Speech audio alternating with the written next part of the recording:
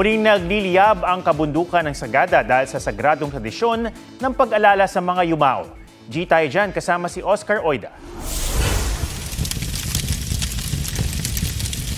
Tuwing 1 ng Nobyembre sa Sagada Mountain Province, nagliliwanag ang gabi sa mga nagniningas na panggatong. Tradisyon nila ito tuwing undas na tinatawag na panag-apoy o to light a fire.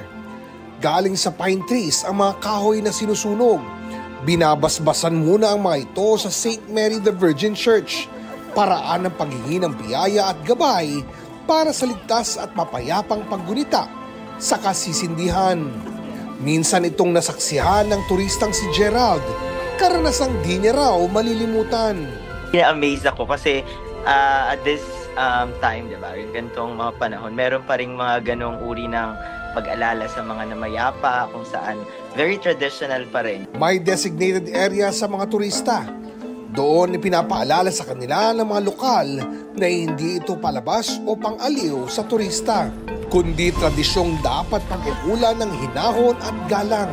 Lalo't para sa mga taga-Sagada, sagrado ang panag-apoy. Make sure lang na alalahanin natin na isa siyang sagrado at traditional na gawain ng mga taga-Sagada. Kumuha din tayo ng guide para sila yung magtuturo sa atin o tutulong sa atin kung saan tayo pwedeng pumwesto para hindi natin maabala yung mga lokal doon na isinasagawa yung tradisyon.